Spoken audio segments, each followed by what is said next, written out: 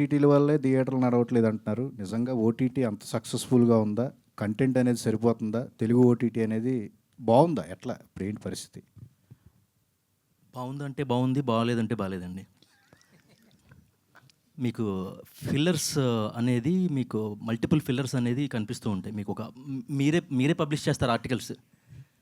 ఈ వారం 28 సినిమాలు, ఈ వారం 35 సినిమాలు మీరే పబ్లిష్ చేస్తూ ఉంటారు. అంటే ప్రేక్షకుడిని ఎక్కడా కూడా పక్కకెళ్తాడు, థియేటర్‌కెళ్తాడు అనే దీని మీద నుంచి మీరే పంపిస్తున్నారు ఓటీటీ గాడిని. సో, ఓటీటీ అనేది థియేటర్‌ని చంపేస్తుంది అనేది మాత్రం కరెక్ట్ కాదండి. ఓటీటీ అనేది కంప్లీట్ చేస్తుంది సినిమాకి సంబంధించిన లైఫ్ సైకిల్‌ని.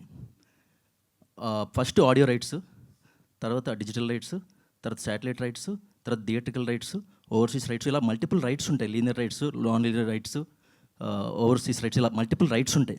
ఆ రైట్స్ అన్నిటికి కూడా ఒక 360 డిగ్రీస్ సైకిల్ ఏదైతే ఉంటుందో ఆ లైఫ్ సైకిల్ని కంప్లీట్ చేస్తుంది.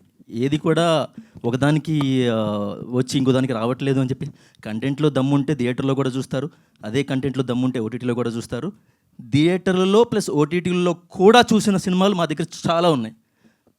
ఫర్ ఎగ్జాంపుల్ ఎస్ఆర్ కళ్యాణ మండపం, for example K ramp, for example సమ్మతమే. అక్కడ థియేటర్లో కూడా వర్కౌట్ అయినాయి, ఓటీటీలో కూడా వర్కౌట్ అయినాయి.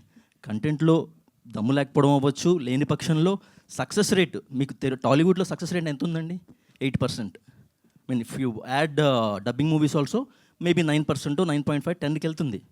అంటే సక్సెస్ రేట్ అతి తక్కువ ఉన్న ఏదన్నా ఇండస్ట్రీ ఉంది అంటే కనుక cinema industry.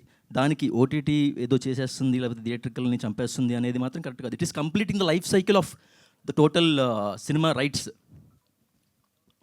Hope I answered your question. Okay. Thank you.